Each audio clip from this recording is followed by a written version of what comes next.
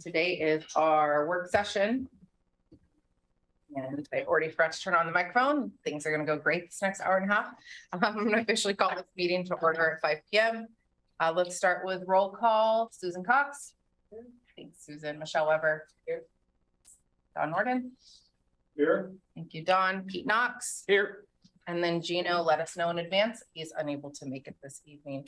I'm going to go ahead and start off with comments from the board president. We have a great audience here today for all of those who are joining virtually.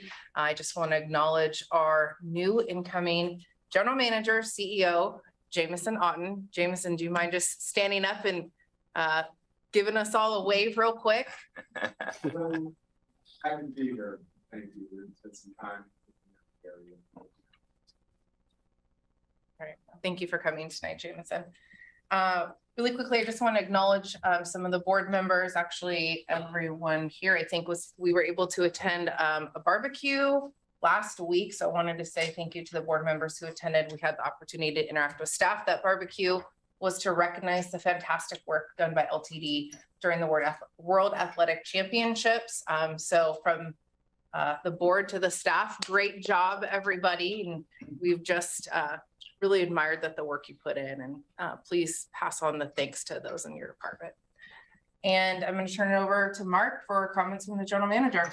Well, that's what I was going to say about the barbecue and everybody appreciation for everybody showing up. So that's why I have mine first on the agenda. So we're good. Well, amazing job putting on the barbecue.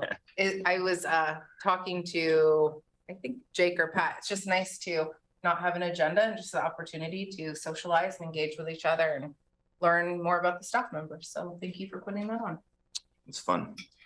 All right. We have a somewhat full agenda tonight, so I'm going to do my best to keep everyone on time. Really quick, hearing from the board. Are there any announcements from board members? Okay.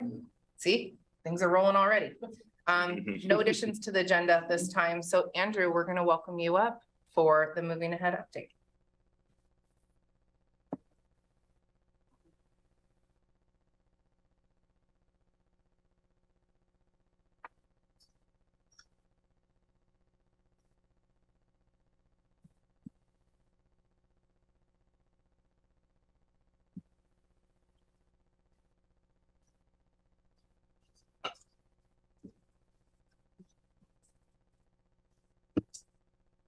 Awesome. So thanks, everybody. I am here joined by Rob Innerfeld, who the board can't see right now, but he is here. And sorry, I'm trying to get my notes up. A little. Can you point me on here? So yeah. Rob is with the City of Eugene. He's transportation planning manager there. My name is Andrew Martin. I'm the development planner, and I'm the LTD's project manager for Moving Ahead. Oh, thanks, Neil. And we were asked today to give you all an update on Moving Ahead. And so I'm going to do most of the talking, but Rob's here to help out with questions. And so I know you all know this, but just for those out there listening and maybe haven't heard of the project or don't know a lot about it, Moving Ahead is a partnership between the City of Eugene and Lane Transit District. Both agencies recognize the need for coordinated investment along our major transportation corridors within Eugene. And the project focused on 5 corridors. Those were Highway 99, River Road, downtown to 30th Avenue going out to LCC, Coburg Road, and Martin Luther King Jr. Boulevard. And the goal was to develop a set of projects that could be implemented over a 10-year period that will transform the streets, making them safer for people walking, biking, taking transit, and driving as well. And we were kind of looking at this, implementing a lot of our plans, our land use plans, LTD's frequent transit network, our transportation system plan, regional transportation plans, and those all really get into a lot of detail, but really it's about achieving our community's goals around lots of different topics. And so on one hand, Moving Ahead has been a planning process that is kind of leading up to hopefully conduct environmental review. But it's also really just about implementing our long-term vision along some of our most important streets. And so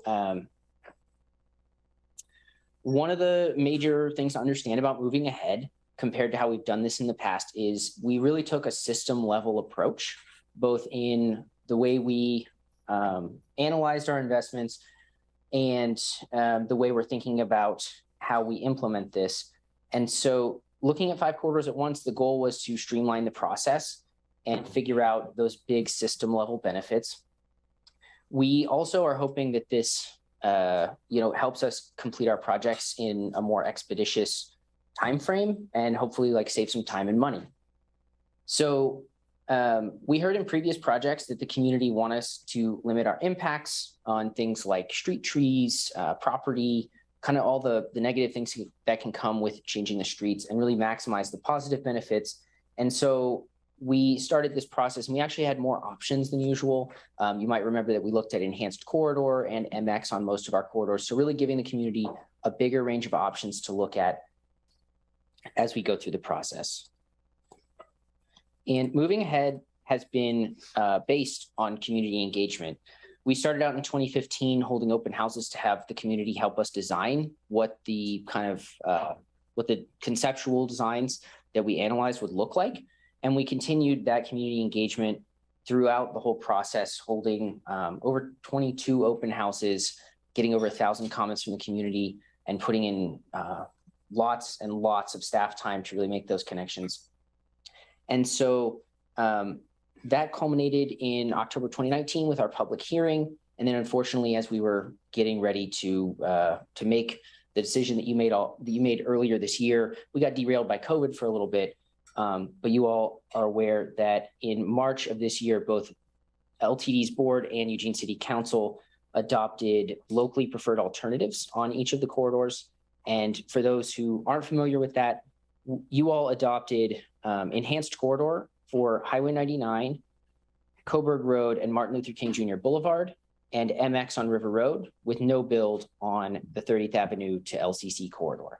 And so what that locally preferred alternative does is it narrows our options and sets us up to really do the detailed study, which is the next phase of the project. And so that's where I really wanted to spend more of our time. I know we have a brief time frame today. So really the next steps are to create those detailed designs, work on the environmental review, and seek funding for the project. And community engagement will be really built in to that whole process at several steps. As a timeline for that, we are currently drafting a scope of work. We need to get some consultant help. We had, we don't have engineers on staff. We don't have, biologists on staff. And so we really rely on consultants to help us out with a lot of the technical work.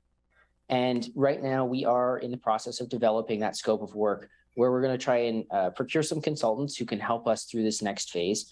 We anticipate doing that process this fall. So a contract will eventually come before the board, where we'll be discussing exactly what's in that scope and selecting those consultants. We hope to have them on board in early 2023, where we're going to begin doing, I call it some implementation planning, but really thinking about high-level funding strategies. So what's going to be competitive for FTA funding, and what should we try and fund with other monies? And we will take those conceptual designs and turn them into detailed designs. What that entails is working with stakeholders, property owners, and the broader community to make sure that their vision is reflected in those more detailed designs. And after that, we can begin to conduct the environmental review for the project. That's a really big simplification of what's going to happen. But the short version is that there's a lot of community engagement to come. There is an opportunity for us to, like I said, update conceptual designs and turn them into detailed designs, where we do have really specific, we can analyze really specific impacts. We can try to mitigate those and eliminate those. And historically, we've done a really good job of taking where the impacts where we think we are now in the process, and by the time we get to the end, eliminating a lot of those impacts and mitigating even more. And so I'm really excited to start that work. We'll be, I think, back out in the community sometime in early 2023. And I always put this up there because we definitely need people to be engaged in the project. Anyone who wants more information can go to our website or send us an email, and we are really happy to talk about this project. And we are, always recording people's comments, and so eventually we'll report back what we're hearing. But I'm also happy to discuss anything about the process going forward or what we're hearing with you all right now. And I have Rob with me to help answer questions. All right, thank you, Andrew. Board members have questions for Andrew or Rob?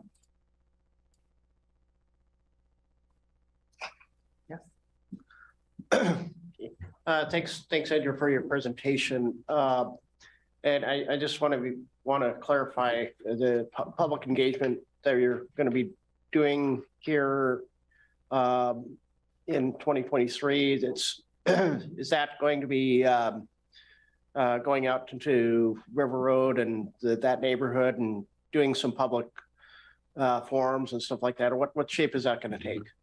Absolutely. I can't give you specifics about like exactly what type of events will be held, but community engagement is really a key part. And I think it's multifaceted, right? So there's broader community engagement for everyone in the community, including people who live on River Road and other corridors.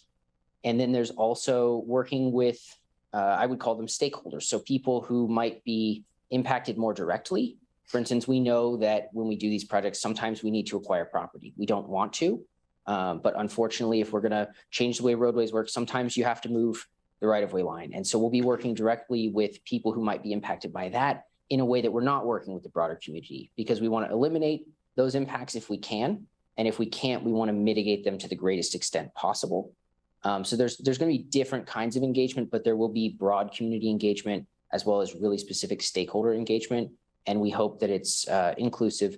We will be bringing a public participation plan to the board and to council because we want you all to be involved and feel comfortable with the level of engagement that we plan to do. And so you'll have an opportunity to give us feedback before any of that work begins. It's excellent because I can't emphasize how important the public engagement part is, and I think you already know that. And I in talking to community members, I know there's plenty of misunderstandings of how this is going together. So I look forward to seeing how that works. Thanks. And Rob, I just want to say we appreciate you being here. Is there anything that you wish to add? Sure, a couple of things. I'm not sure if Andrew addressed this earlier, but one of the things we'll engage folks with in the River Road corridor in particular is one of the areas where we've seen that there's been some people not necessarily supportive of the concept for moving ahead is the idea of reallocating the outer lanes to be bus and turn lanes, also known as BAT lanes.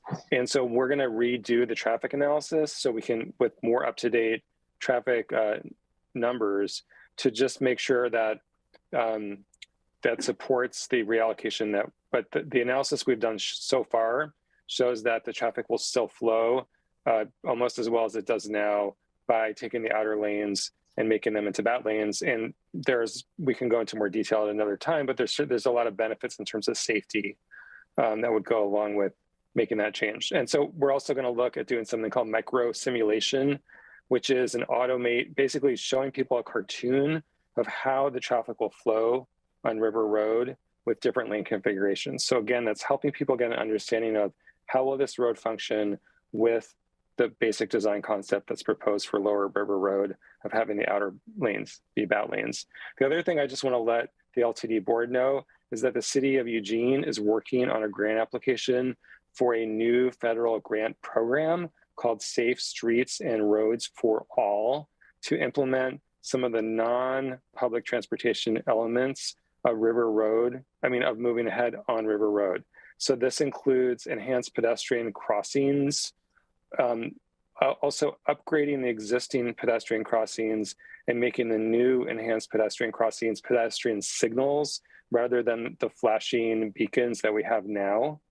It would also involve building protected bike lanes on River Road and adding new streetlights on River Road in places where there is currently not existing streetlights, and then upgrading the existing streetlights to LEDs so that the entire corridor is LEDs. So those are things that we're looking at moving forward with a grant application that's due next week to the Federal Highway Administration. And I would be happy to answer any questions about that. Thanks for that added color, Rob. Do board members have questions? Go ahead, Susan. Make sure your mic is on for me. Andrew, thank you, both of you. Oh, there we go. I guess one of the things that I'm really concerned about is while we can talk about community engagement, I think I expressed at the last board meeting concern about the fact that somehow the community isn't as supportive of this as I think it should be. And that's a reality. And when I talked about this last week, I feel like we have got to get in front of this because there was a recall, successful recall. And so I don't think we can assume that that isn't going to spread further. So if public officials begin to feel like they are at risk, I think that is a real concern for us. So I know, Andrew, we've talked about this before, but I know that when you talk about, I think you said you've had 22 open houses. And I wasn't a part of the board then, but when I see the meetings and stuff, all the people sort of have a similar profile, and we talked about this. And I think there are people who are retired or are working and have the ability to participate in those kinds of things. And that we should expand our thinking to those populations who are working, who don't have the ability to maybe go to a meeting. And I am extremely concerned about the API community and how vulnerable they have been to hate crimes. And many of them have been on public transportation, obviously not just here in Eugene or locally, but those are all things that I would like to just express concern about. And also I'd be very happy to participate in whatever planning or ideas that you might have with regard to outreach. And Pat, we've talked about this as well too. So in particular with the API community, I will help you. Sure, thank you for that. And as I mentioned, we're currently drafting our scope of work. And so there's a lot of work going on in the background that's not super public. We don't, I think our procurement folks like us we're at a point where we're working internally before that stuff goes out. But, like I said, the board and the council, we want you to give us feedback and direction well before we're back out in public. And so you will have multiple opportunities to weigh in and kind of say, this isn't enough, or I'd like to see more of this before we do this.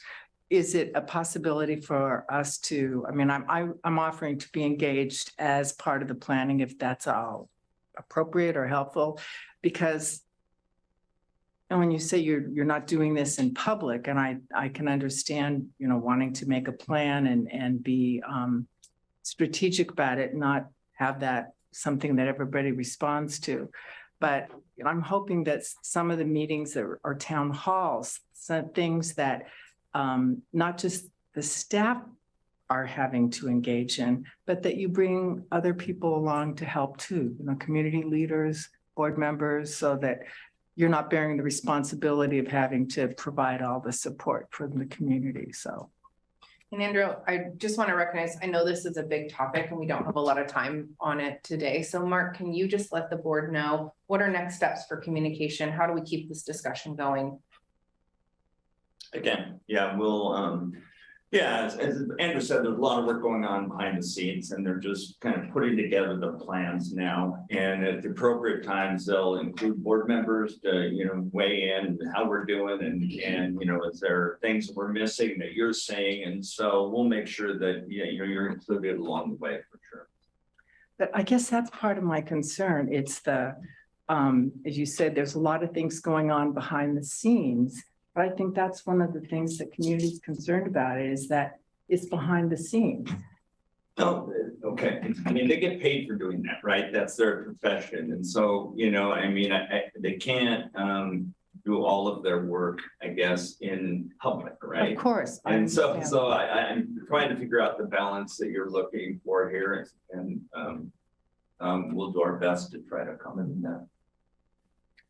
I guess even just in turn, I'm sorry to take so much time to be critical, but it seems like when this is a really big effort and priority. And so maybe we should on an agenda, make more time to have this instead of saying we just have a very short window to talk about this, that it's important enough that we dedicate adequate time to discuss. No, we certainly can, but it, I mean, we certainly can have board meetings, and we can put it on every board meeting agenda for them to give you an update and get your input. I mean, if that's what the board would prefer, that'd be fine. I think that would be, I'd like to see that happen. I think that'd be important. Okay, we'll do that for the September board meeting. Dawn, real quick, we just got a few minutes.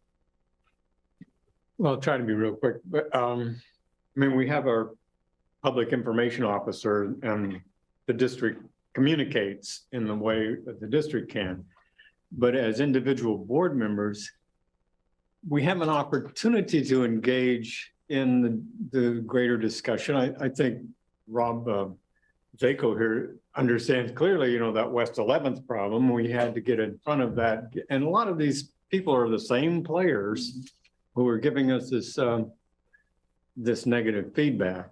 So, well, I guess it's just kind of a concurrence with Susan on this, just an opportunity to get ahead of this. Pat, can you respond to that really quick? When he says individual board members get involved or advocate, how do we stay in our lane there?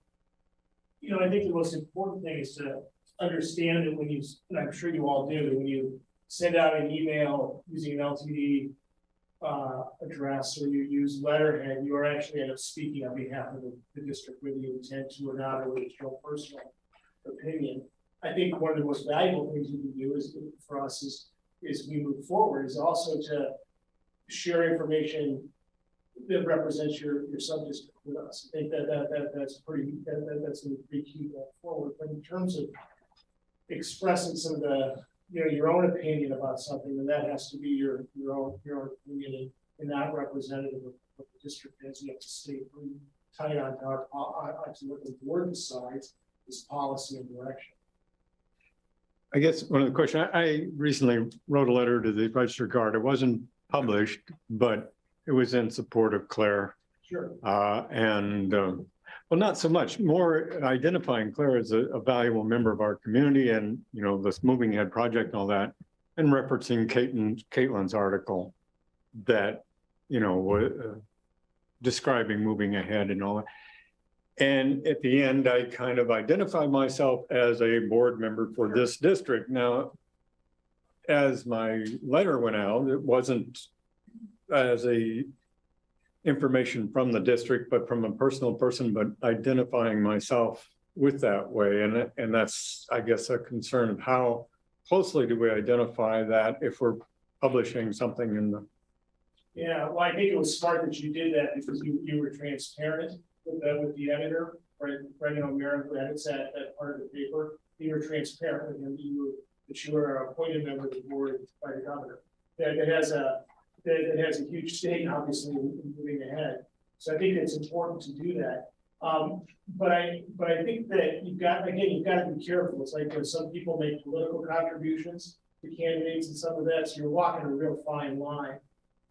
Some of you just did that and didn't even forgot I was working in the public sector. You have to really kind of watch those things and be careful, but understand you have a very significant role as a leader in the community and as a representative on this board. So I think you have to be pretty. I can't give you specific advice to do this, but I think you've got to be pretty careful about what you do and what you say. And we've really got to move on. So I'm gonna call on Rob, but I would encourage all board members, if you are thinking about doing something like letter to editor, really run it by Mark. Go ahead. And okay, so Rob, I saw your hand up. We're really short on time, but go ahead. Sure, real quick. Andrew and I had a meeting today with Pat and Brian Richardson, who is our public affairs manager. And one of the issues too is there's misinformation out there in the community. So like I got a call from a woman who's concerned about lanes being reallocated on River Road. And I'm like, well, where do you drive? And she's said, I drive from Santa Clara through and get on Beltline. And that is not the area that we're looking at making a change. So I think there's things we can do to put more accurate information out there to the community. And that's something that Andrew, Pat, Brian Richardson, and I will be working on, including updating the Moving Ahead website to make it more user-friendly. So I just wanted to let you all know that. And Susan, we will continue this conversation at the board meeting. Well, I mean, I just have to say, I'm not talking about writing a press release or doing something public. I'm saying partnering with staff to help get the message that you craft out there. So, I mean, would it make sense for us to host in each of our communities a town hall so that we're in lockstep with you? You're looking at me. Well, Yeah, because, I mean, I think that, that has to be part of the strategy.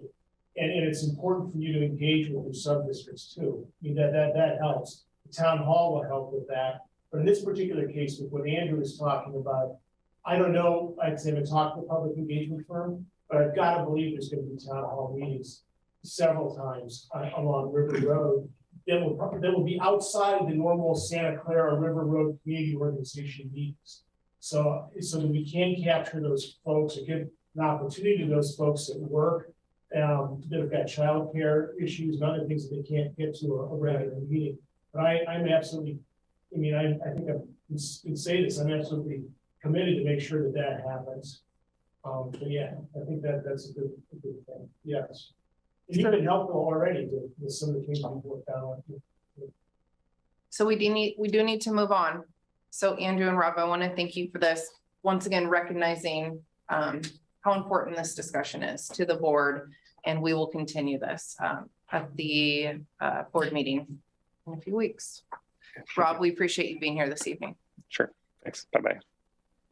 All right. So Mark, I'm going to turn it over to you for board external communications. So we're somewhat on top. This goes right into the discussion we just had. And this is something that Dawn brought up at the last meeting we wanted to talk to the board about. And so I think it's a continuation of the discussion we just had about how the board can help the district communicate to the broader community. And so I am going to turn it over to Don and let him lead the conversation. I'm sorry, I'm not totally prepared for this, but I can go for, it's kind of a segue from what I was doing with Claire and trying to see, well, I could speak as an individual, but as a board, we have to speak as a board or as a district that we've already decided on. We've had a vote or we've come to some conclusion or consensus about how we're going to represent ourselves. Yet I feel it's an opportunity for us to identify ourselves as a public institution, and we're all appointed by the governor and approved by the Senate, and just to not ascertain, but to, gosh, I have to search for these words, but it's if we have a broader community that is not respecting our governance processes, or just say, well, let's tear it all down and do it. I would like to see our board as a public agency coming up and supporting our public processes, our governance processes, and saying, yeah, we feel like it's valuable as a governing board to represent just truth or that we accept the outcome of the election, or various things like this that seem like we would have a broad consensus of acceptance.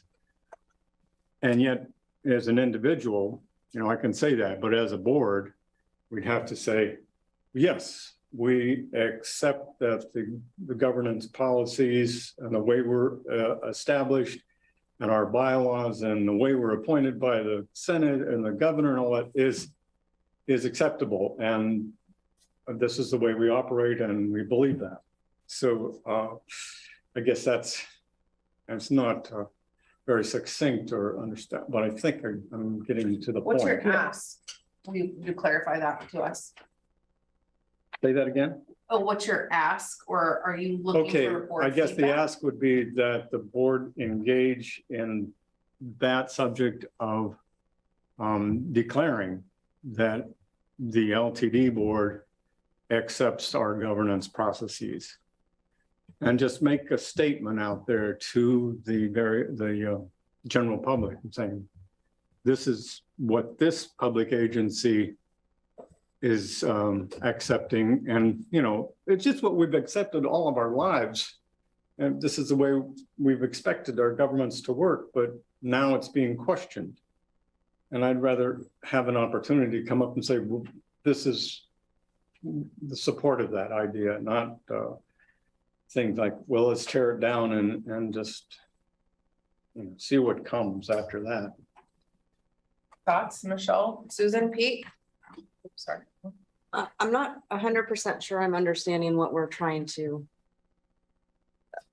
what we're getting to, what we're being asked to do. But I think if I'm hearing what I think I'm hearing, that we have to be very careful in how we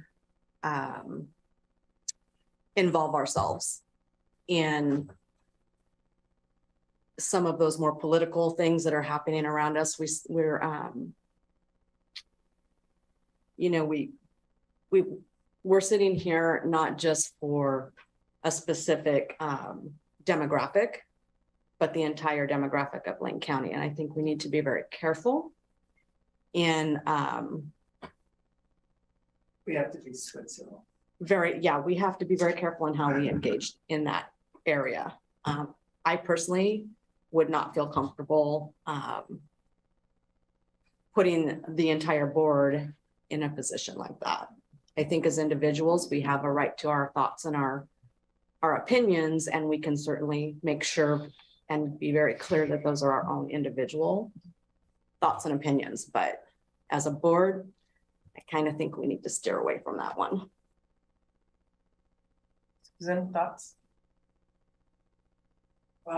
John, I appreciate your angst. You know, and I know what it, we've had a bit of a conversation about it, but I think that I agree with Michelle. We have to really be neutral in terms of anything that even hints at being political in any way. I think that isn't our role. When you say that we affirm that we support the bylaws and all of that, I think that's sort of unspoken in terms of we're here, we're representing. So I'm sympathetic to what it is you're concerned and feeling, but as a board activity, I don't think that's something that we can engage in. I wouldn't feel comfortable with that. Let's twist it a little bit. Okay, I'm sorry. There you go. And you know, this is something I've proposed many times, but we have, you know, this is the center right here where the Juliana is versus the United States is, you know, the youth of this community and have gathered the youth of all over the nation to sue the United States for climate change. And should we do something? And could we, as a board, respond to that? Is that something that we could respond to say, okay, let's go a little bit beyond what we are doing here. We're a transportation agency. We're providing mobility services to the district. And, you know, we have a certain budget to work with and all that, but maybe we could do something beyond what we do for sustainability in, you know, changing our fuels and getting electric buses. Maybe put solar panels on the roof. Now, I know that wouldn't come out of our budget, but all we would have to do is say, let's allow our publicly owned buildings to be used as a asset, as a, you know, this is the landscape that's available in our community, and this is the landscape that this agency has jurisdiction over. So we could say, okay, let's see if there's a contractor out there or some entrepreneur would say, well, hey, if that rooftop was available, we could do that. And maybe our budget would be 1/4 FTE of somebody to manage that thing, and then we turn it over to somebody else to do it. I mean, that's just kind of looking at another way that maybe the board could be a little more engaged than just being oversight for what we're already doing. And I think Susan and Michelle's positions are clear, but I just want to give Pete a chance to respond as well, Yeah, thank please. you. Yeah, I actually do have something to say. Number one, that, you know, we have some, what we do is pretty well legally defined. And to the original idea of confirming the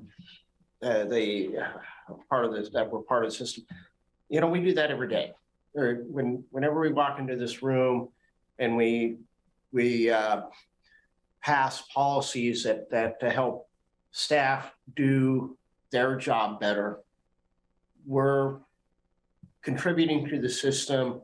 We're reaffirming those processes, and and by doing our job with integrity and with purpose, and we can set an example that should be a greater statement than just saying something. Well, there, you see, set an example. That would be a thing of saying, okay, these rooftops are available. How about all the rest of them in the county? You know, the county, the city, the school districts. You know, we could start with that, set an example. And then it would be something, a statement from LTD that we're engaged in this process. We understand the severity of the problem, and there are things that we can do above and beyond transportation services. I So, mean, it's just simply a statement of being a little more activist. I guess that's it. Beyond oversight, taking a little more active position. so we're at the 10-minute mark for this agenda item. I just want to see if you guys have anything additional to say. I feel like it's fairly clear what you've all expressed, but anything additional? Donna, I don't think we're gonna move forward. I don't think there's support. I as a hear you. board. Okay. All right, so thank you for that, though. We really appreciate you sharing that. All right, I'm gonna move on to the next agenda item, which is actually our last agenda item we have more substantial time for. So this is successfully supporting a new general manager. And just a little bit of background on that. When Pete and I had the opportunity to attend the Transit Board Member Seminar, a lot of educational sessions, we had the opportunity to learn about what happens to agencies when they bring on a new CEO. And there was a lot of talk about that. And I thought it would be beneficial for this board to really learn some of those industry best practices or learn from other agencies that have had that experience. And so we actually have a special guest in person from TransPro, Aaron Bingaman. And so he's going to walk us through this. And anything I missed, Mark? No, I mean, we've been working on with, well, yes, I guess. No. So we have been, working with staff and Aaron and TransPro to really put together a plan to set Jameson up for success. We think it's important for the district, it's important for the community, and it's important to all of you. So we have spent some time kind of looking at, connections for the first 100 days. He's got some great ideas about, how he'd like to connect. And so we're just really trying to put that all together. And Aaron's going to kind of share what we've come up with so far. Well, thanks. Couple things. I want to start here. I'm so excited to find out you're not all 1.5 inches tall. This is Close, but not you're quite. Number two is this conversation is really fascinating to me. As you know, sitting in the audience live in person for the first time, seeing the level of engagement and passion that exists at this board.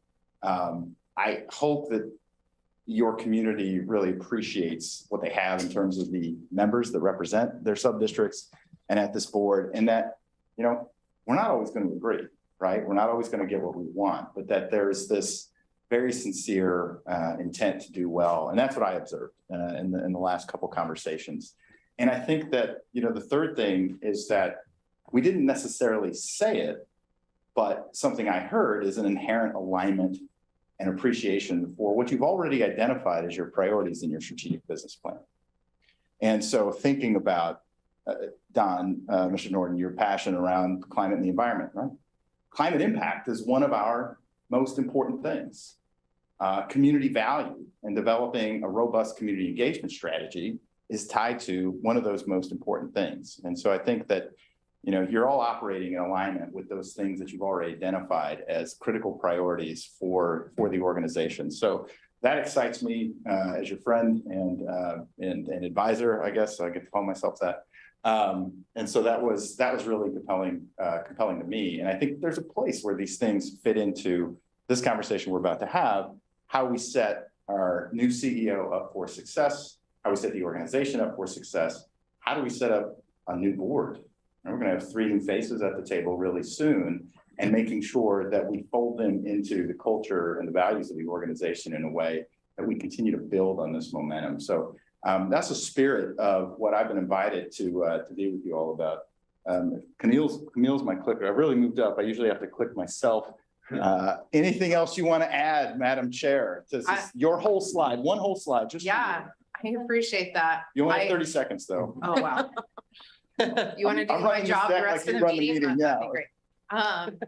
I just want to echo that this was a collaborative process with the board to get a new CEO, and I want to continue that collaborative spirit. And so sessions like this where we're all on the same page, and there's no, there's nothing that is being shared that one of us isn't understanding or knowing the best way. I think as board president, there's just a natural, I get a little more involvement, but as Aaron mentioned, we're gonna have 3 new board members soon. And so I'm kind of looking at you, Michelle, Susan, and Pete, to keep this conversation moving forward, keep the education moving forward. And so when those folks come on, the 3 of you are really gonna take charge and making sure that they know this information and they're doing the best that they can to onboard, or to welcome our CEO and be supportive.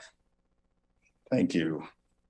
So wanted to touch a bit on our purpose for the next few minutes, and that is making sure that we have this continuity and the momentum both through the onboarding of new board members, but as well as the onboarding of our CEO. These things happen in collaboration, and how we're growing together and building upon the great work that we've done. You've conducted a national search. You have the brightest star in the industry leading your organization. And that's really exciting. And so I think we all want to continue to experience the success that we're enjoying. So it's going to blend 2 topics, right? We're going to be talking about board success. We're going to be talking about CEO success. They're interrelated. They're interdependent upon each other. And so having that clarity around who we are, what our role is in that, both at a policy level and an administration and leadership level, are really key for us to continue to touch upon. Thank you.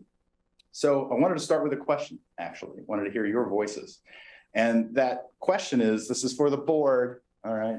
Sure, I know you'll probably all have an answer for this. But for the board, the question is, when you think about your role as an LTD board member, what do you know now that you really wish you had known on your first day? And while you think about that, one of the things we'll be doing is collaborating with Camille on the update of the board orientation materials. So there's some alignment of some of the things that we're going to hear today that will fold into that. But what are those things is there something, maybe you already know everything, but is there something that you know today that you wish you'd known on that first day? And Michelle is smiling. And so I'm going to, come on. You've got it. We're going college professor style. Ms. Weber. That is so unfair. I know. I was just sitting there thinking, I'm not really sure I know the answer to that question. Probably a lot of things I wish I'd known my first day. I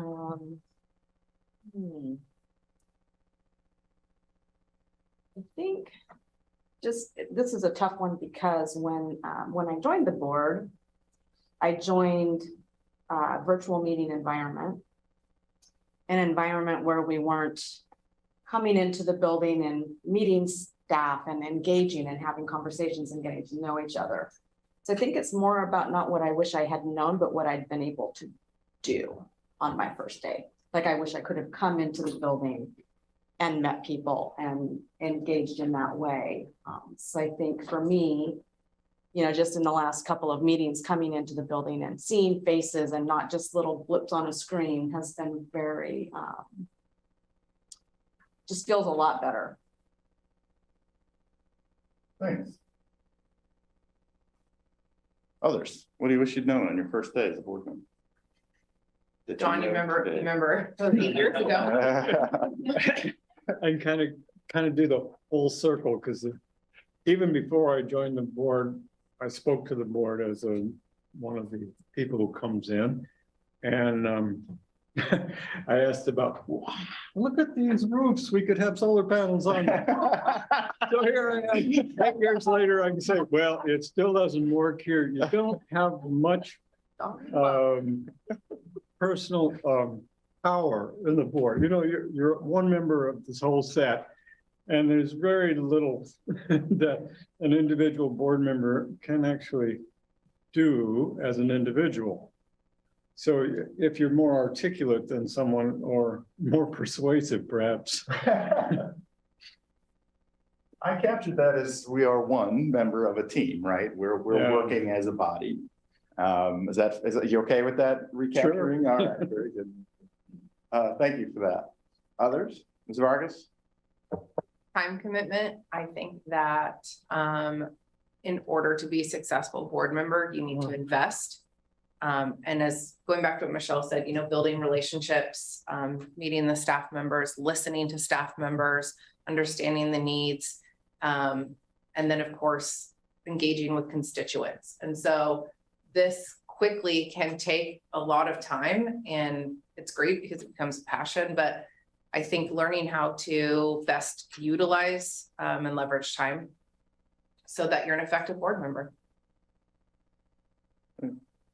Ms. Cox? Mr. Knox? Those rhymed. That was an accident. Well, I am with Michelle in that we both came on during COVID, so didn't have an opportunity to meet people individually. And of course, you lose something. Yeah.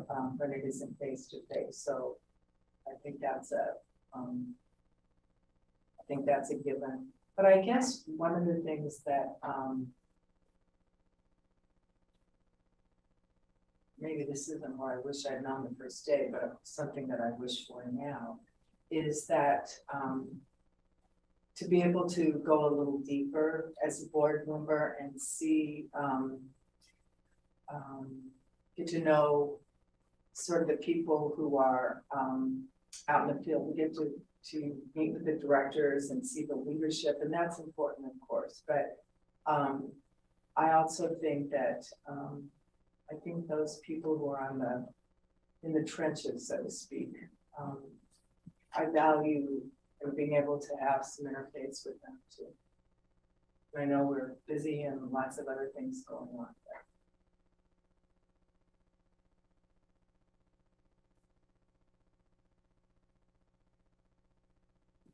there. Right.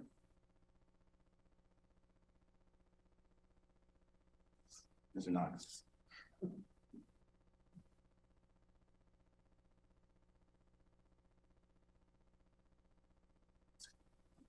Pete, what do you know now that you wish you'd known on your first day as an LTD board member?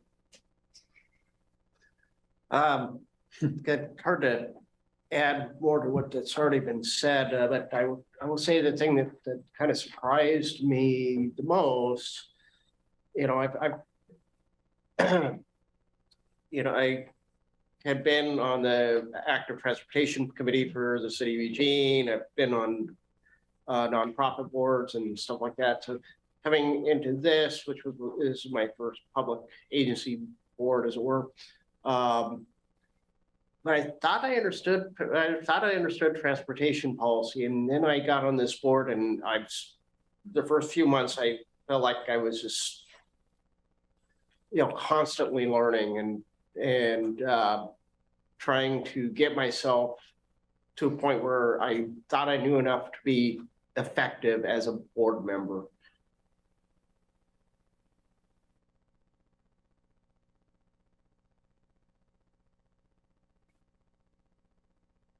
Right. You know, it was a curious question to me. because as I said, right, we're going to have 3 new people that's a part of this team at the same time, you know, folding in a new leader for the organization. An interesting time for transportation in general, an interesting time for our community as it's changing and evolving. So, you know, thinking about the context of, you know, I think there's some real insights in here for how we're thinking about what's going to end up in that next orientation, and something we may all want to be, you know, a part of or invested in a refresh in a different way. I think there's some things in here that we haven't initially touched on that are highlighted, but then also thinking about, you know, how do we put these things in context with your role as policy advisors to the organization, as the policy body for the organization. So thanks for that opening discussion. We'll revisit that, I promise. Let's go ahead. So wanted to just revisit quickly. I'm not going to spend a bunch of time on this. I think some of you at different stages, I wasn't working with LTD as a client at the time. Other members of our team have been working through the strategic business plan process with the board. And some of this stuff was touched on at the last board retreat, which I feel like was February? December. So, so just wanted to revisit a couple of these things in terms of what do we see other organizations that have embraced your model of performance management. We've identified success outcomes and we have a quarterly reporting. Mark presents the progress that the team is making on accomplishing organizational success. What's that relationship look like, and making sure that we remind ourselves of those things. And there's actually going to be a place where I invite Jameson's voice. I knew he was going to be here today. Invite Jameson's voice with a question in a minute. But just quickly wanted to show you how are other similar type organizations that are taking a performance management approach like we are taking here at LTD, how do they look at their role in this context? So number one job, I hope folks remember this, right? Hire the general manager, root for their success, review their performance. As the general manager's performance goes, that is how the organization's performance goes. We're evaluating the general manager and their ability to drive others and lead the team in delivering our success outcomes. And so with respect to that, thinking about some of the conversations that we might have at a board level is also thinking about what are the conversations maybe we're not going to have. And what I mean by that is we've got an amazing team of professionals, right? They're dedicated to this. They do this every day, helping our communications team think about, be mindful of, be insightful in guiding and advising. That we have a communications and engagement program for moving ahead that is really responsive to the entire community, deep in its outreach and what it's doing, right? Setting that at a policy level, maybe not necessarily designing what every public engagement will look like, right? There's that tension between what we decide to do as a board and what we don't decide to do as a board. Using today's conversation as an example. Forward. In the strategic business plan process, we answered these 4 questions. Why are we here? Affecting our community. What does success look like? Our 5 areas of success in the strategic business plan. We have a program of tactics and work plans our team is implementing. These are the things that we think will help us accomplish what success looks like. And then who's responsible for helping drive and deliver that success and creating the cadence of quarterly performance management that we already have in place, right? So our board is ensuring that we have clear direction and has alignment with our team on what success looks like. Our team is implementing and executing the plan. We're making sure it's happening at the board level, right? We're asking the questions of what do we need at a policy level to enable you to be able to accomplish those outcomes. So that's how we're thinking about the who and the how, and doing that in a transparent public way, right? We're talking about it right now in a public meeting. So continuing to empower our staff to be able to execute and deliver. We answered these questions, which I just hit on very quickly, but how do we share in that success? How do we make sure that we have a dialogue at the board chair level to the CEO on a regular basis? How is the CEO communicating with the board to make sure that we're driving that agenda that we've agreed to? At the same time, how are we doing at reporting on that material and demonstrating our performance in a public way? There's this balance here in terms of the CEO's role is that liaison between the management team. But there's a context, right? There's a place for this. Of course, we want to understand who our people are and what they do, what their experiences are. We want to have confidence that the professionals that are a part of this team know what they're doing and can give us insight into understanding the organization. But ultimately, we have multiple CEOs in the room. It's our CEO's team and their ability to drive that and being the liaison between the board and the organization, keeping us at that policy level as a board, but making sure we're driving and delivering success. It's so funny to have two CEOs in the room. This is so exciting. Next slide.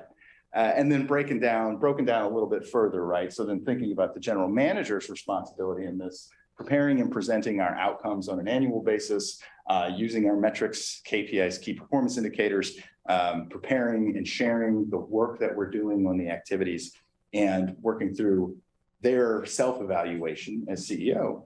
Our board has aligned and adopted those outcomes, right? We've agreed this is what success looks like for us. Jameson, Mark, and team, go make it happen. Monitoring those metrics. And I thought I observed, I think it was last month, right? You presented quarterly last month with Colina, and the questions that I heard the board asking in that session were operating at a policy level. What are you going to need in order to be successful? What are we going to do differently to make sure, I think it was employee engagement, had some growth and opportunity inside that? How do we make sure we get more people responding to the employee survey, right? Those kinds of thoughtful questions, and then providing feedback on those outcomes and making sure that we're driving towards that. So we have a lot of pieces in place. Components of success, as I defined them for today's presentation, was mission, vision, values, right? We have clarity around why we exist. We have clarity around where we're going. We have clarity around what success looks like. Boom, big green check mark. That's exciting. That clear definition of success, right? What success looks like in our success outcomes. Big green check mark. We now have chief executive team in place. Really important component to make sure we've got the right people organized to deliver success.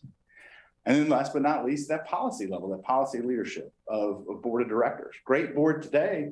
It's going to be a new board tomorrow. I'm sure we have super qualified people coming in, but look at what you wish you'd known on your first day. The likelihood there's going to be some gaps similarly for them. Camille's going to do an amazing job on the board orientation, but how many meetings do you have to come to before you really start to understand what this business is, how we do it, how it impacts community lives? Mr. Norton, you're sitting in the audience for how many years? And now you're sitting at this table and you're probably learning something new every day, right? So making sure that we have that continuity is continuing to build the team around our CEO. It's also continuing to build ourselves up as a team of leaders at the policy level to be able to accomplish those things. So the question is, I hope an arrow comes flying in. No. All right. So real quick, that slide's coming, I promise. So real quick, right? We've got a strategic business plan. Boom. Fast click. Those are our 5 areas of success: customer satisfaction, employee engagement, community value, financial health, sustainability. We've got clear targets on what we're doing. Our team has great plans in place to be able to bring those things to life. We have our cadence and transparent quarterly reporting. So many components in place. This is the point I'm trying to make. We've got a bunch of the puzzle pieces coming together to make sure we're aligned and driving towards success. We are starting to deliver a performance management approach to the conversations we're having, right? I'm going to use your analogy. We're not having discussions at the board level about what the soap smells like in the bus wash, right? It's about what are we doing? Would you toggle back to the success outcomes? One more. Yeah. What are we doing as a team to make sure we're improving our perceived value in the community? What are we doing to make sure we're driving an amazing customer experience to drive that net promoter score? What are we doing to make sure our employees are engaged and bought in, right? At that performance management level, that's the conversation that I see this board having. It's the continuity of making sure that our new board members start to understand that as well. And so we model that in what we do. Thank you for going back to that. Next one. We have our scorecard, so sub-level unit metrics, getting down to the granular details of measuring what matters to build towards our organizational success. What else do we have? I think there's another slide here. So exciting. And then we have our tactics and work plan at each one of the 5 outcome levels. Next one. And so here's the question. One more click, please, arrow, fly in. I didn't have to have my 14-year-old daughter do that for me. I built that myself. The question I want to ask you all is then, thinking about all those components that are in place, knowing we've got new team members coming onto this team, right, Don? We got new team members coming in. How should we be thinking about board member onboarding to ensure this continued momentum as an organization? How do we need to be thinking about things we do differently in the onboarding of new board members to ensure our CEO success? What are those things you're going to be looking for, hoping gets accomplished to make sure those two things are done, that we have that continuity and that we set our CEO up for success with new board members? Looking for ideas. I won't call on Michelle first. That's right, pick on someone else. Yes. I guess I think that we need to hear from the new CEO, general manager, what their expectations are. How they would like to guide the board as they move forward. That would be important to me. That's you. That's all I do. James, you're the new CEO. I don't know if, did anyone tell you? No. Welcome to. Surprise. So in terms of the relationship, or I think it's really important for me, particularly in the first 100 days and ongoing, in the first 100 days, with the shift coming onto the board, to really understand the gaps that may or may not exist, what expectations are and what reality is. By that, I mean in terms of communication, whether that's strategic communication or some talk about moving ahead, whether it's bigger things like that, whether it's ongoing communication pieces. And the goal for that would be to make sure you have the information that you need to make good policy making decisions. So I'd like to see what the reality is in that regard. Because I think that there's a lot of opportunity here. Every time I talk about this organization, someone asks me about the job, it was well-run organization. That's the national reputation. That just came up last week. Again, with the Tour Transit Executives. You already have the job, man. But yeah. However, I think that making sure that communication, particularly with the new board members, is going to be helpful to understand what that should look like, and to make sure it's meeting your needs for making the decision. I also view LTD very much as a implementer, and we implement what the community values, we implement what services are needed, and mix that up and get the perspective and get all the input and implement good quality service. I want to make sure that what we're implementing adds to that community value. I've heard the comments you said earlier about public meetings. Right? Public meetings and making sure you're thinking through them in a way where you can get more diverse thoughts and diverse input is important. So making sure that we're aligned with the community, making sure that we're getting input as we implement good quality service that's aligned with our strategic business plan, and gives you all the information that you need to make good decisions where I plan to. I think that's critical at all times, but especially when you have a new board on board. In terms of onboarding, I don't know what the process looks like today, right? So part of what we're going to do is take a look at that. We can work with the Mark, look at the onboarding process, and see what looks good and see what may need to tweak. So I'm happy to listen to this conversation and hear what we're going to make these opportunities. I hope I answered. Yeah, I was just saying, just in general, I think being guided by your leadership is important to all board members. You're not all that old. You're gonna have more new than not.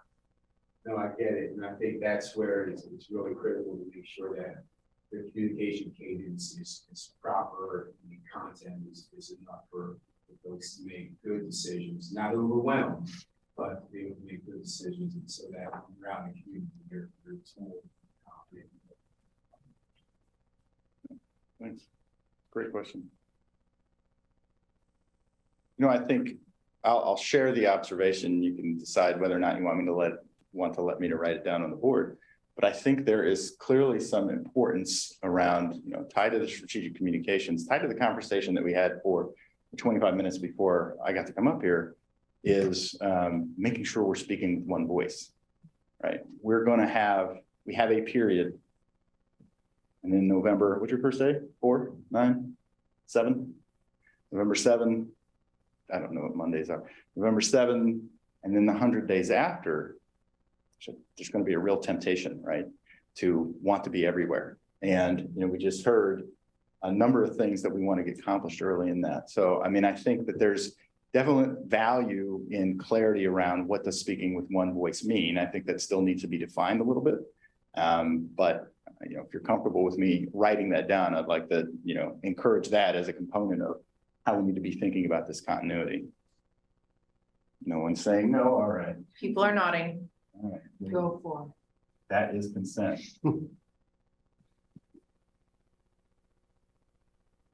All right. Others' thoughts on this question? How should we be thinking about our board member onboarding to ensure the continued momentum we have as an organization and supporting our success?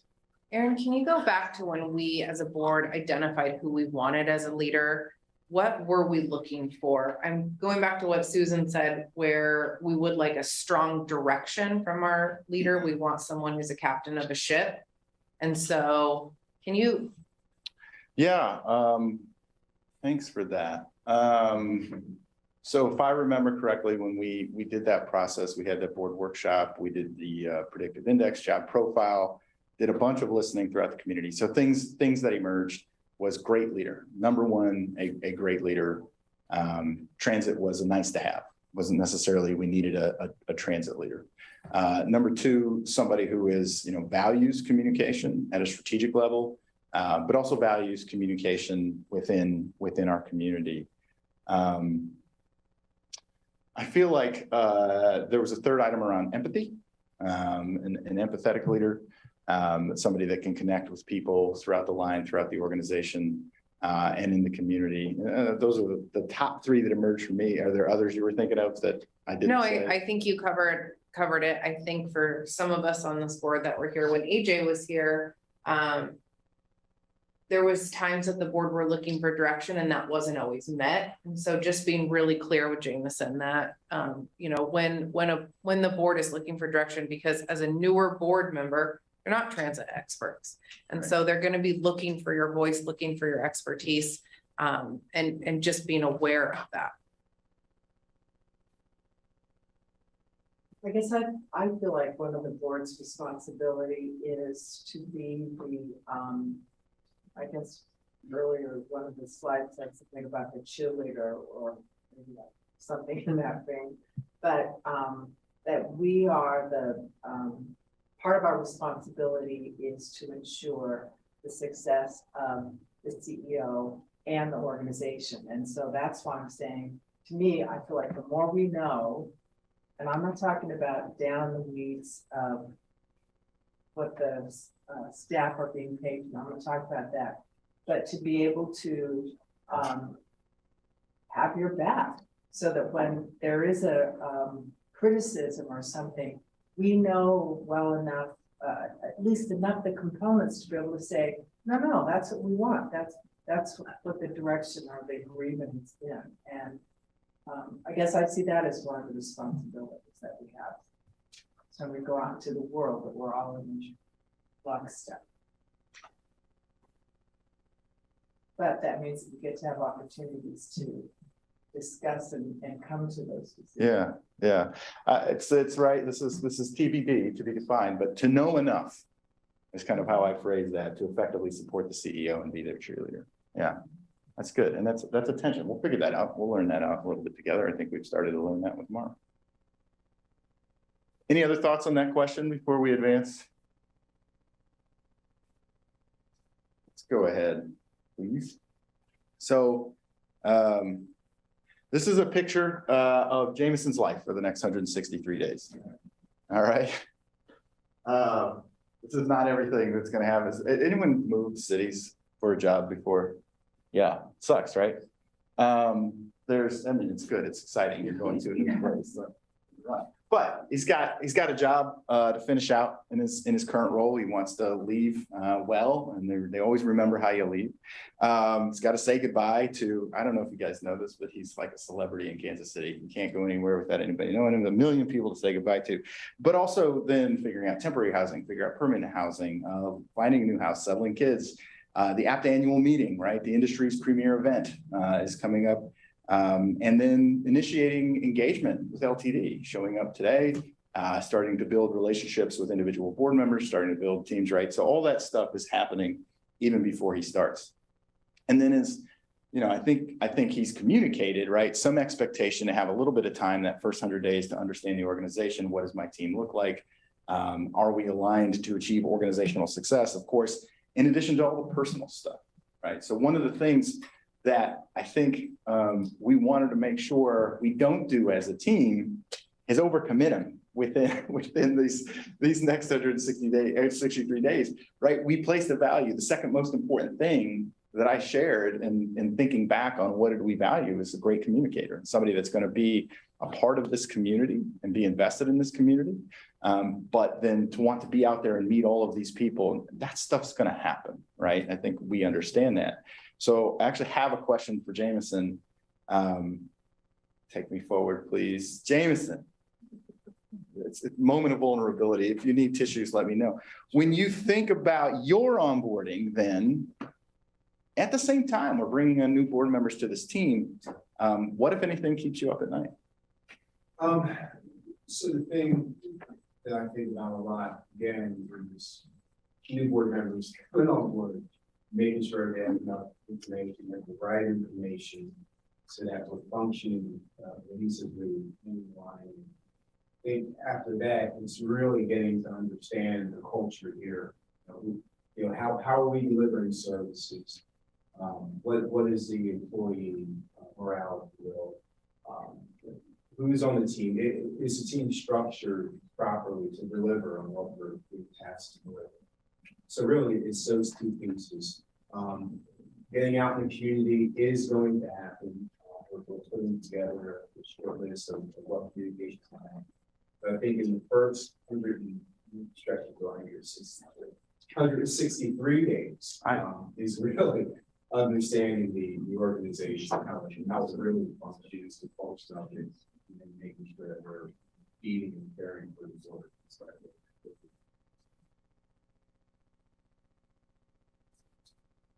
Thoughts or reactions to that? There's Christmas in there too. Just FYI. That's right.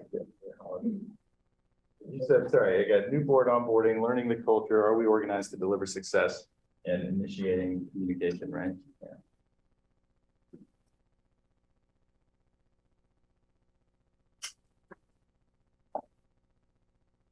It makes the point that the board orientation and the board onboarding process is not a procedural thing. It's not just about learning the Oregon statute for a public transportation corporation. It's not just Robert's Rules of Order. It's not just, who you call when you've got a question for media, right? This is about building that team that is oriented itself and learning together how we're going to achieve success. And so you've done so much great work, critically important that we set you all up to continue to deliver at a high level. You're great. Is there anything then, as we think about particularly new board members and orientation and onboarding, that we should stop doing immediately, we need to start doing immediately, that you want to make sure we continue to do, given this understanding of the stuff that we wish we'd known on the first day, stuff that's keeping our new CEO up at night, and assuring some continuity. I think we've identified a couple things in here. Anything specifically that you think we should start, stop, continue to do as the board orientation and onboarding resources start to come together and we get prepared for 3 new board members? Don. Yeah, this is kind of like, well, am I going outside of my lane again? I'm making assumptions about who is appointed to the board. And that appointment has to be made, and then the Senate has to confirm that. But following my assumptions, I'm trying to orientate this person that I'm assuming to just to the culture of the board, and be able to speak up things and supply the reams of information that I have accumulated on my shelves, making it available, but and just, well, encouraging them to tune in to the Zoom meeting here, just to pay attention to hear this. But then it's all based on my assumption, and we don't really know who's appointed yet. I think Don brings up a good point. Our potential new board members, along with many of us, have had experience with nonprofit boards only. And so understanding how these types of meetings are run, it's a great idea to start the preparation process as soon as the Senate confirmation happens in the end of September, and have them be tuning in and watching the meetings and really get kind of that soft experience to what conversations are happening on the board. And Camille, maybe it's a good idea for presentations like this, have the recordings available. And so they're able to understand what their role is and what we've talked about. And so they're not feeling like they're walking into a brand new conversation. So Don, I think that's a great idea. Yeah, are there mentors? Have we thought about maybe signing an experienced board member to a new board member? Certainly.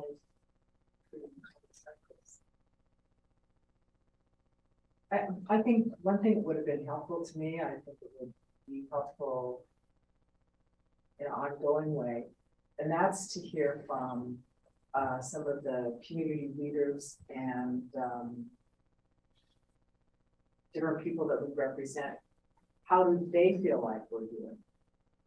What are their expectations of board members? I feel mindful of the fact that we are representing your liaison to the community. And I have to call out Pat Walsh for this one, who's done a really great job in encouraging us to work with those key leaders in our sub-districts and being a good liaison to make sure we can identify who those key leaders are in our sub-districts and opportunities for engagement. So Pat, thanks for that. And it sounds like we need to continue that. And I guess I'm also thinking more broadly, not just within our sub-districts, but just in general in terms of organizational and individual people who are our allies. Yeah, Don. Yeah, of course, the new board members have their own initiative of what they're going to do. But we have a lot of value in our LTD website, and like Christina Schuh has done this remarkable job of putting the budget out for everybody to look at and explaining it in that way. And to encourage a person to take Christina's lead there and understand the budget process before coming to a budget meeting would be useful.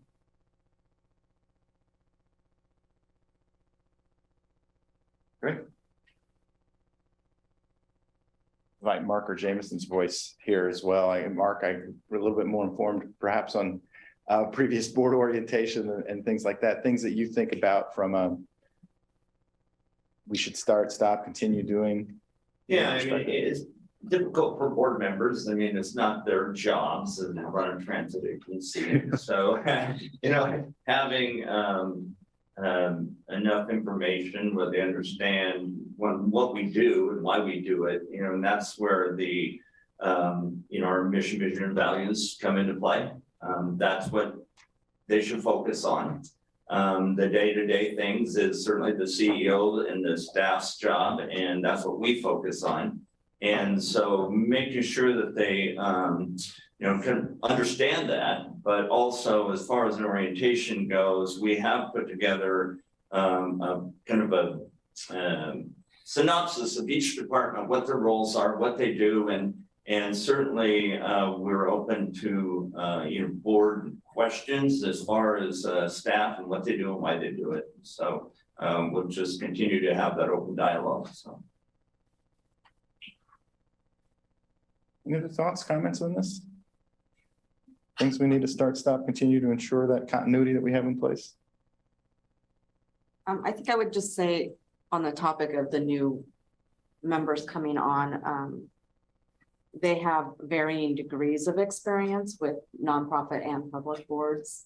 So I think just it's probably important to understand where they are and gear their orientation and their that kind of educational process to to where they are, because some of it may not be needed for a certain individual and another one may need more. Like, what does it mean when I public meeting laws? I think they might not, some might not have as big of an understanding of how quickly you can step into something you don't want to step into. And I think that's really a critical lesson or conversation to have with someone who hasn't sat in that chair. Great. Last questions for the clerk of the board. Have you anything additional you want to ask this group that we haven't asked yet that's going to help develop the resources and materials you're building right now? I think all the right questions have really been asked, and the answers that all of you have given are really aligned with what my thought process has been as well, and what I've been, what we've been working to develop for the orientation process. So this is really helpful, and I'm glad to know that we are so well aligned. And that's a good segue, Camille. I think we just have to share our appreciation for you. It's so great to have a board clerk who is so responsive, and you are always one step ahead of us. And we just really appreciate everything you do that make us look good. But we're just so grateful for you. Almost done. Might be the last one. No more arrows? Oh, look at that. I think that's the last one. Yeah, you went forward. I think that's the last one. In terms of, what are we going to do with this, right? I think there's a little bit of time to synthesize just the feedback that we've got. I know that, we'll have ongoing conversation about what starts to get incorporated as part of the 100-day plan that's going to be in development. But at the same time, I think important to revisit, right? We're an outcomes-focused organization. We are a performance management organization, and you're leading the way nationally. I know that Pete and Caitlin had the opportunity to listen to other board members talk about what their organizations are doing and going through. And there were a lot of people really interested in what LTD was doing from a performance management standpoint. So, I think maintaining that continuity of success and setting your organization up for success, absolutely critical. And I know that Camille and I was just asking, I was whispering in her ear, is this helpful? Right. So it is, she affirmed, so that made me feel good. And I think that there's some things that you'll start to see in the updates to the board orientation packets. I'm looking forward to seeing what you all accomplished together. Any other closing thoughts, Madam Chair? No, I just appreciate everyone taking part in this conversation, and let's have this be a dialogue. Let's continue to ask Jameson what he needs, how he's feeling, and just make sure that we're in alignment. We are acting as one body, but that we're acting as a supportive body to our new CEO, and truly championing him for his success, which ultimately is LTD's success. Thank you. Within 45 minutes. Actually, it's perfect. You did a great job. And thanks for coming out here. We of course appreciate you being here in person. So actually today we are going to be closing the meeting in just a second, but I just wanted to see if you had any other remarks about the presentation. Caitlin, I just want to express my appreciation for your role and how articulate you are Thank you. in leading this discussion. Thank you. Thanks, Dawn. I really appreciate that. He's trying to sell me on solar panels. I feel it's working. There's a motive. So we are not going to be going into executive session. So I'm going to go ahead and actually adjourn this meeting a few minutes early.